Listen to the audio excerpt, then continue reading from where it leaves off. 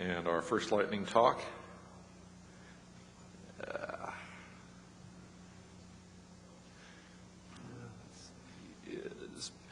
we have is B.J. Neal from the FCC, who's going to talk to us about the National Broadband Plan.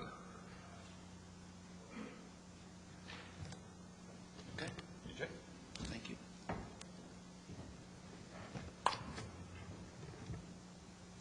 Hello, my name is B.J. Neal. I'm from the Federal Communications Commission, and I'm on the National Broadband Plan team. Everybody relax. I'm not a lawyer. I'm not here to regulate or otherwise enforce any rules or any such thing, but I've come here to seek information from you guys, the experts in network engineering and operations, and looking to get some input from some of the membership here on about how we at in the FCC and the National Broadband team should look at traffic engineering and sizing sort of the backhaul and shared portions of the network. A little bit of background on the National Broadband Plan. For those of you who are not familiar, early this year, the President and Congress tasked the FCC with putting together a plan to provide a framework for broadband access to all Americans, focusing on rural, unserved, and underserved areas. So the Commission is committed to fulfilling this plan and having it delivered to Congress by February 17th of 2010. So time is pretty short for us to get this plan put together. So that's one of the reasons I'm here seeking information and trying to make sure that the plan is data-driven and not motivated by political factors and such, but the Commission is committed to making this a data-driven plan. So that's one of the reasons I'm here, trying to get some real-world numbers on how we should think about sizing portions of the network. So there's three basic components to the broadband team. There's a deployment team, the national purposes team, and the adoption team.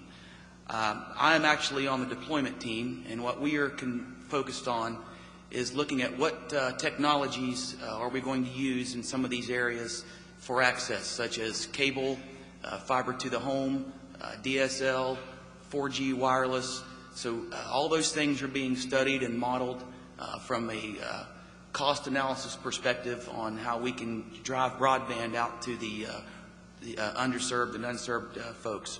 So, we're concerned with what would it cost to deploy these various technologies or upgrading them such that they would be acceptable for a good broadband service for consumers. We're also looking at what funding sources would be available throughout the government that would enable deployment of broadband, and what sort of policy levers should the FCC look at to either change or enhance to further encourage deployment of broadband in underserved areas. There's also a national purposes team as part of the team, and they're concerned with making sure that the plan considers healthcare, hospitals, schools, other public institutions, smart grid, and things of that nature. We want to make sure that as part of the plan that we address those things, which is something important to national security and general goodness. And the third portion of the team is the adoption team. That group is focused on trying to understand what we need to do to encourage users in some of these unserved and underserved areas to actually adopt broadband. It may be that certain folks that are unserved cannot afford computers. It could be that they have inside wire problems in multi-tenant units and multi-dwelling units. It could be that they need education, things of that nature, to make sure that while the deployment team tries to look at getting broadband to the masses, how do we drive adoption further? And again, one last comment that it's important to note that we're trying to be data-driven and develop the plan through the use of facts as much as possible. So no presentation or slide deck is complete without some sort of diagram. So this is for your entertainment. This is the one I put up here for this presentation. But really the reason I brought this up is to give you an idea about how we sort of think of the different portions of the network. sort of on the left side of the diagram are the different access methods: wireless, DSL, cable, HFC, fiber to the home, fiber to the prem. The second mile access, and then there's middle mile access in the core internet. Not sure why we use these terms, but the second mile and middle mile terminology seems to come up quite a bit in public notices and other filings that operators file with the Commission. So we're sort of using this terminology. I hope you'll forgive that. I wanted to give you a little bit of idea about what we mean by that. So for second mile access, for example, that might be sort of the metro portion of the network between a central office and maybe a DSLAM remote terminal. It also could be viewed as something like between a head end and a cable node, for example. In the case of wireless, that would be between the actual cell tower and the actual aggregation point where there may be some larger capacity fiber facilities available. And when we think of the middle mile, we're thinking between, say, a central office back to some larger tier city where an operator might need to get dedicated internet access service from a larger provider for internet transit. So, in rural areas, there's some pretty significant cost factors associated with some of this backhaul or middle mile access. These links can be very, very expensive in some of the more rural locations. So, if you're thinking if we're thinking for example, someplace in rural Arkansas back to Little Rock, for example, or someplace in rural West Virginia back to Pittsburgh, those backhaul portions of the network can be very costly. So that brings me to the point of why I'm speaking to you guys is I want to try to get a view, and we want to make sure that we consider how we should think about engineering those links or the traffic portions of the shared network going back to the transit point on the internet. So how should the broadband team think about traffic engineering or sizing these backhaul portions? Obviously, I mentioned the significant cost of such links on the previous slide.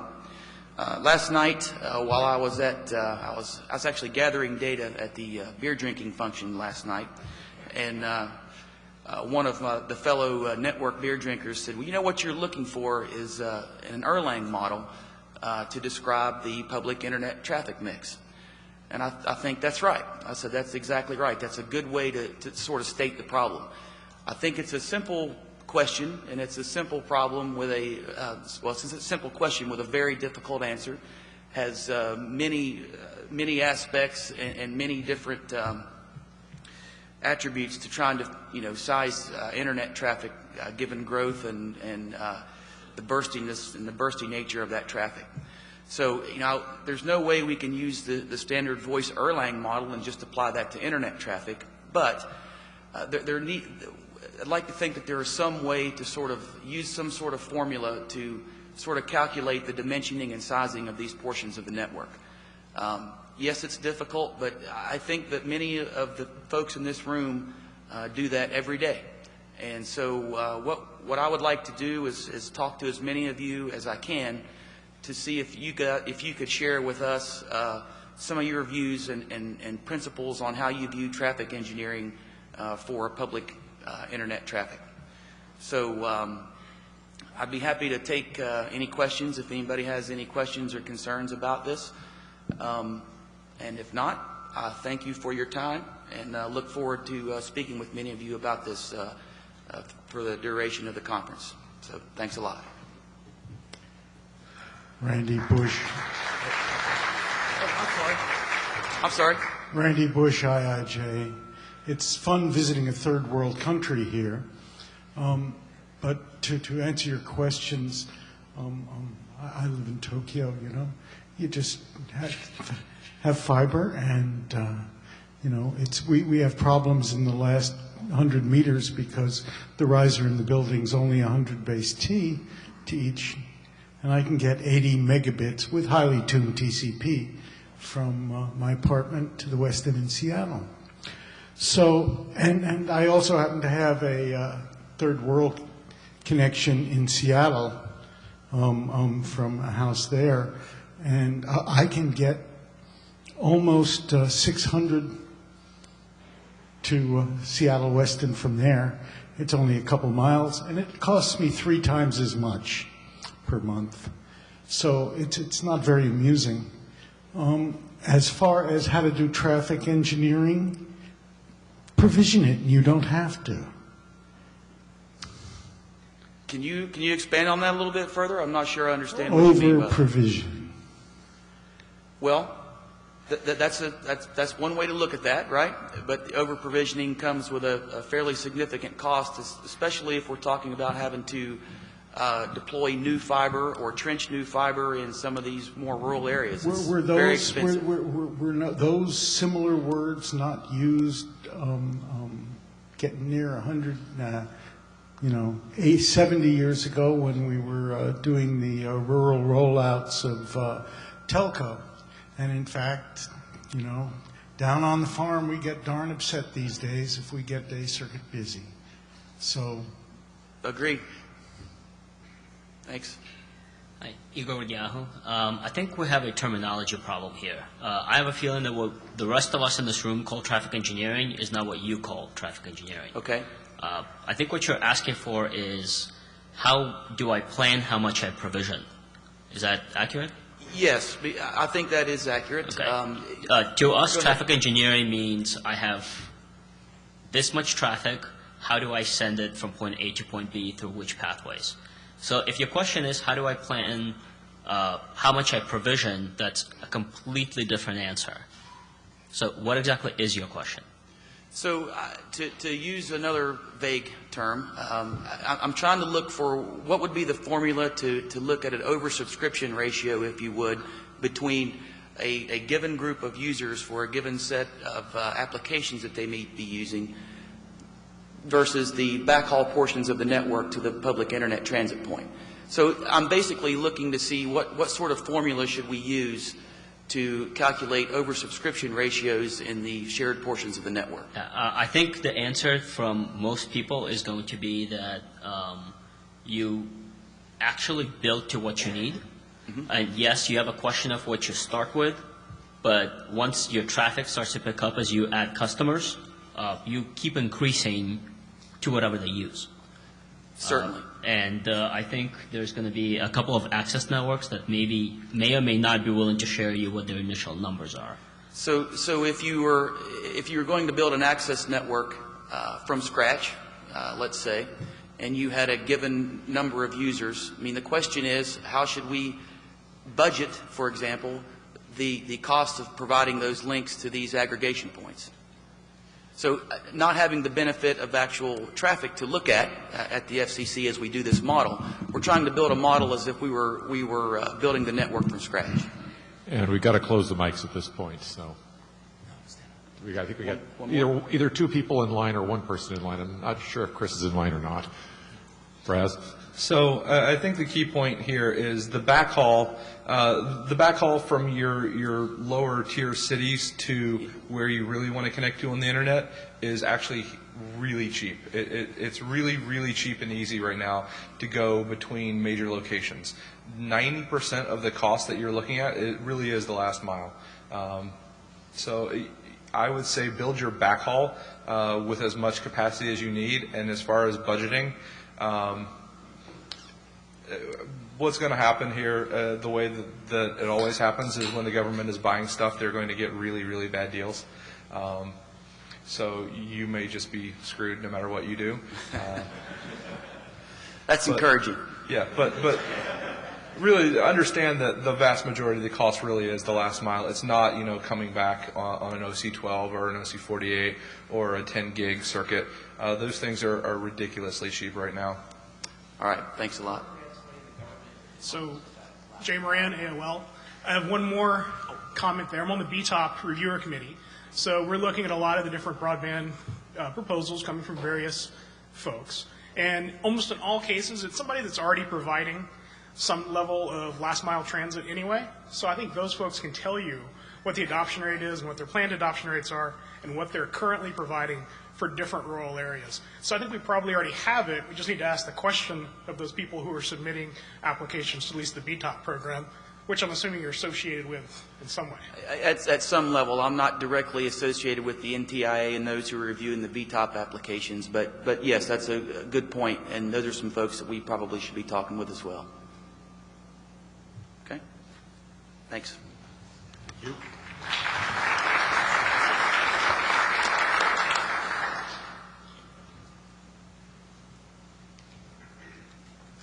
And next up, get the right one here, just for variety's sake.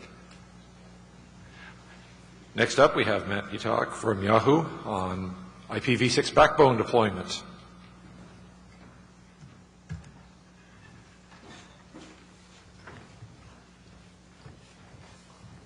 Okay, so this is actually going to be more of a sort of rah-rah pep talk than an actual like deep technical dive or anything like that. You've heard a lot of talk already being mentioned about IPv6, the policies, and some of the discussions that the Aaron meeting is going to be having.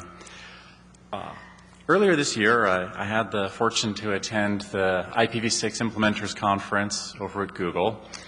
Heard a bunch of people talking about IPv6, saw a bunch of really good stuff on the slides there.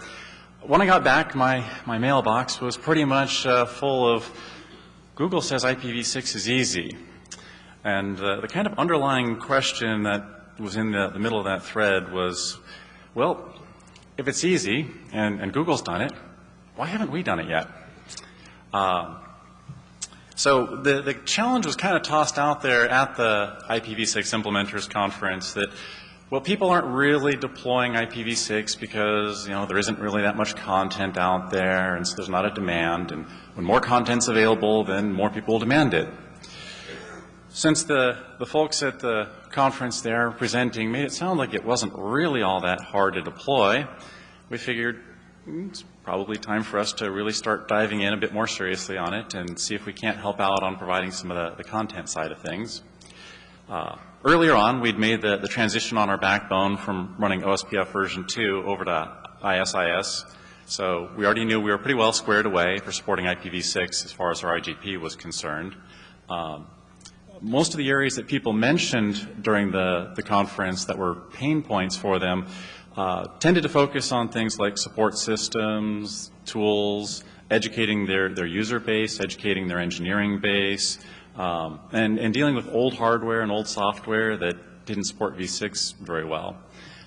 One nice thing about being a relatively homogeneous, semi-enterprise looking entity is that we didn't really have to worry about as many of the end user education pieces, and we pretty much had control over which hardware and software we were dealing with on network elements. So we kind of set ourselves a goal and said, all right, we've got the joint NANOG and Aaron meeting coming up in October. It's a long enough distance away. Let's see if we can't actually get some IPv6 up and working. We set ourselves a couple of kind of hard caveats that fundamentally, for example, we couldn't break existing services running on IPv4. That just wasn't an option. Network had to stay up and running while we were doing this.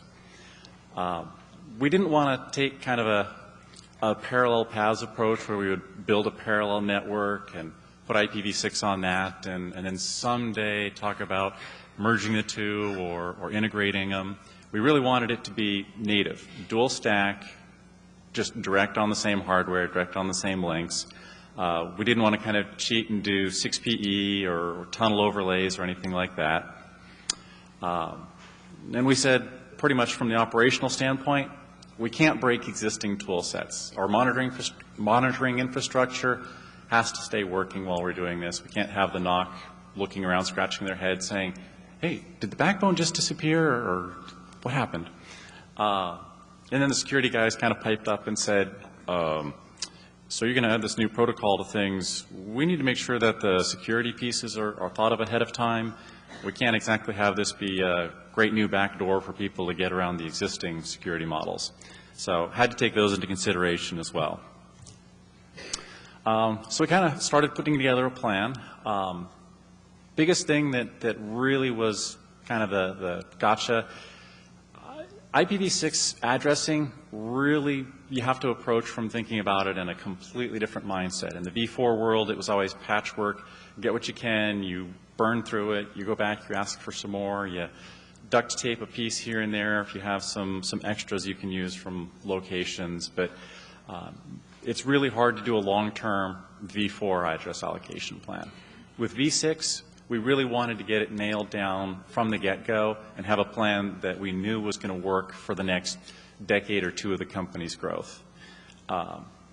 We wanted to have an initial test bed while we were putting the plan together where employees, the network engineers, could get comfortable with V6, and we could do some internal training and testing of stuff before we actually started poking at the backbone itself. As much as possible, we wanted to take human fallibility out of the picture, so we wrote scripts to automate the allocation of the IPs for all of our loopbacks, all the internal links, all of our peering subnets, all the data center blocks. In fact, pretty much everything V6 that got stuck on the network was actually generated by scripts and then pushed out, rather than counting on humans to count the right number of colons and things like that in the addresses. Likewise, we used scripts for generating config snippets for all the V6 backbone link interface configs, the IBGP sessions, configuring the loopback ACLs, and then we wrote scripts to go through and validate the V4 versus V6 IGP topologies. Since we had decided to run single topology for ISIS, we didn't want to have any odd little black hole spots in the network where there's a link with ISIS running on it, it's got V4 on it, but for some reason the V6 address got left off. And once we had all the pieces together, we said, all right, well, that'll just be the make it so moment. Push the button and turn on V6. So in terms of the timeline we had for this, we'd already kind of put together our initial internal test bed, and that was just 2 routers with 6 PE running between them that engineers could log into.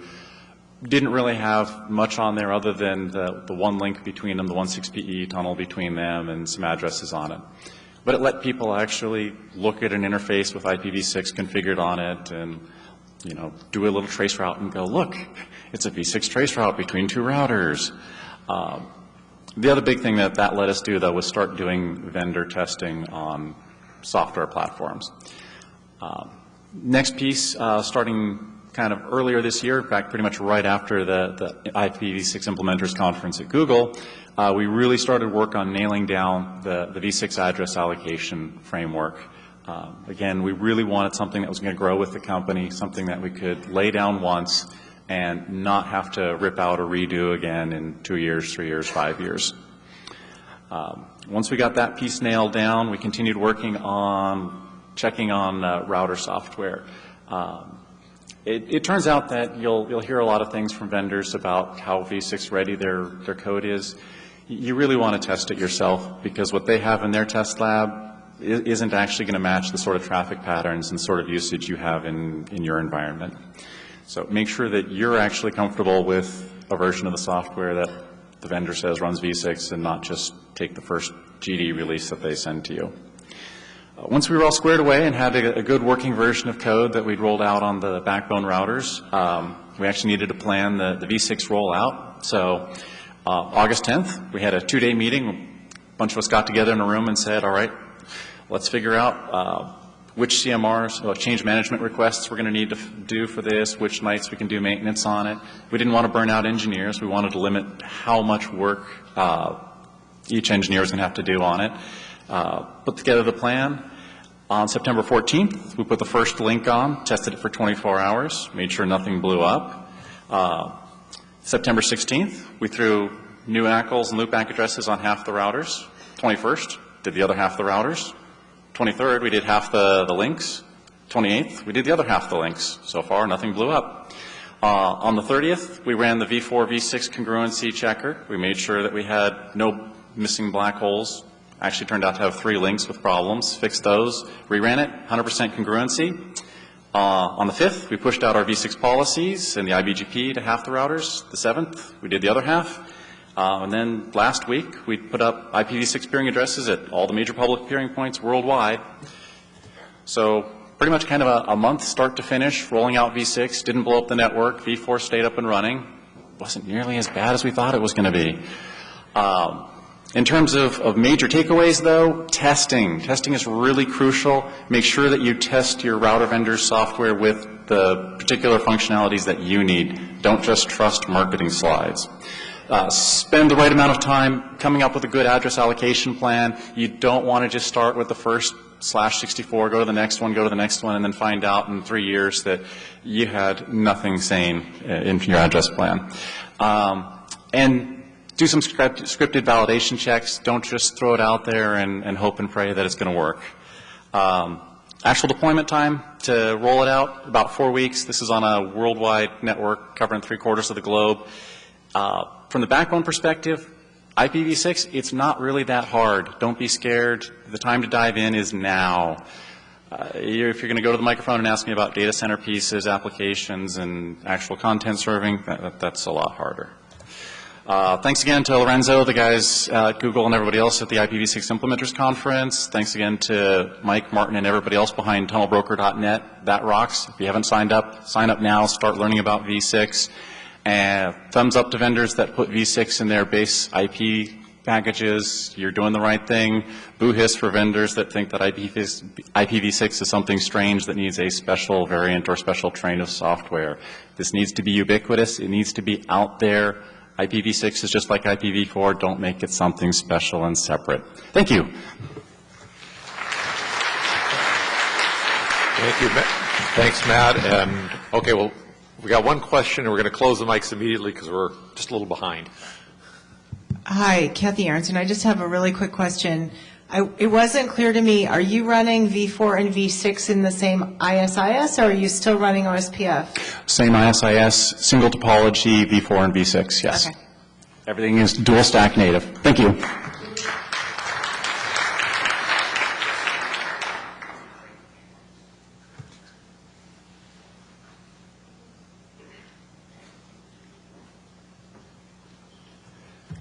And next up, Eric Wustrow on BGP bots. This is an intriguing one. Hi, I'm Eric Wustrow. I was an intern at Merit Networks this summer, and for 1 week we worked on BGP bots, which is an IM-based route view bot. So route views, if you're familiar with them or not familiar with them, to tell you anyways.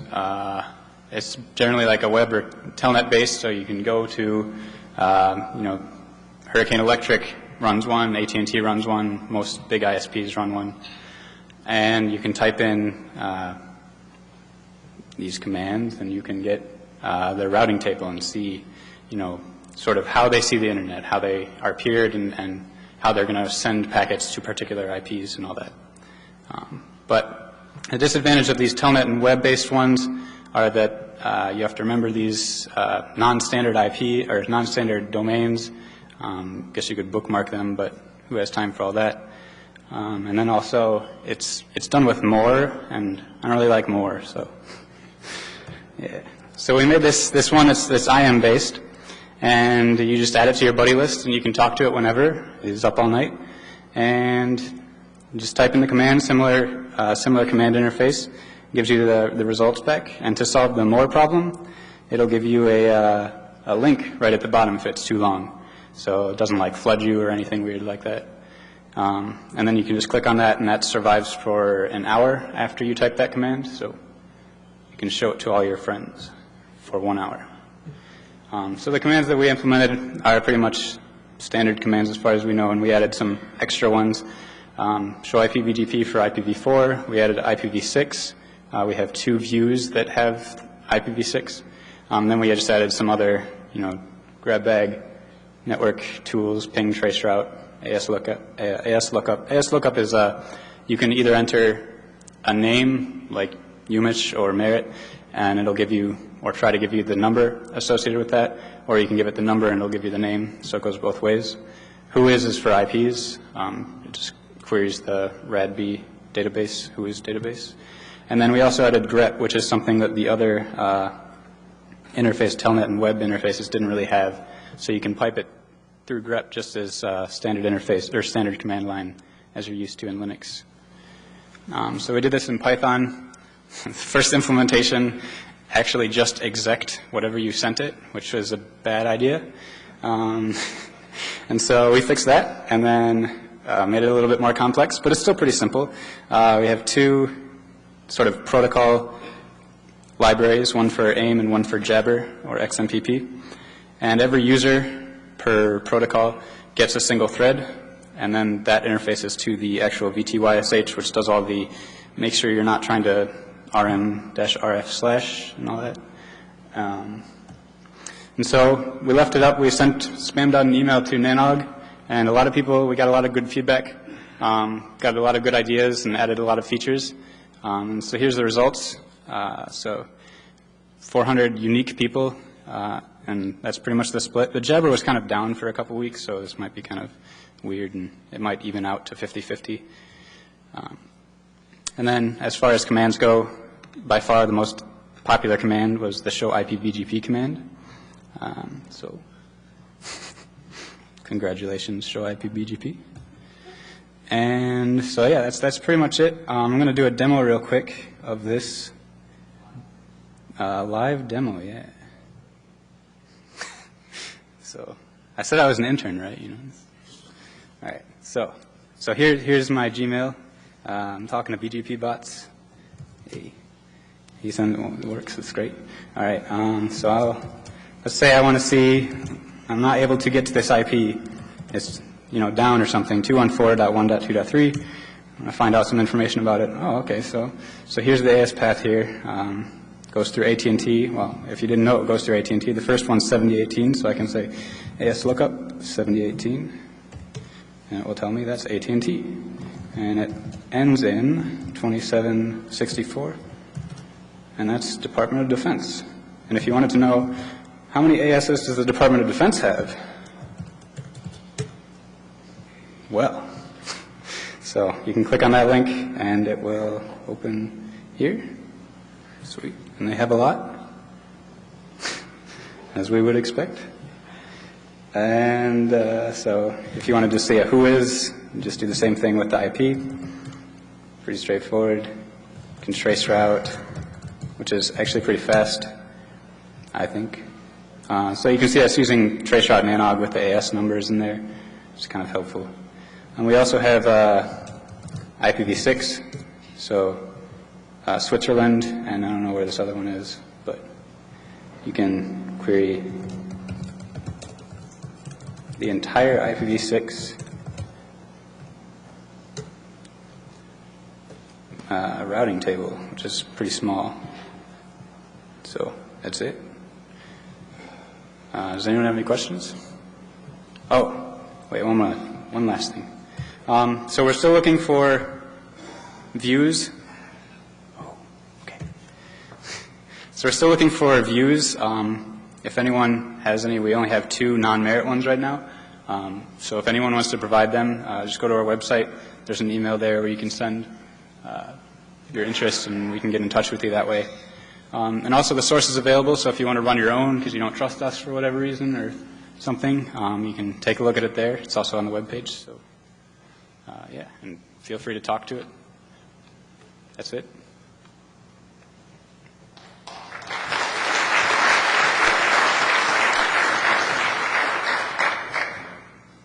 Hello. Yeah. This is Patrick from Akamai. I was wondering if you had considered doing in-adder resolution for the trace routes, because I don't know what IP addresses are most of the time. So you're talking about reverse DNS? Right? Yeah. Okay. So we thought about doing that, but the reason we don't is because it sort of makes it slow.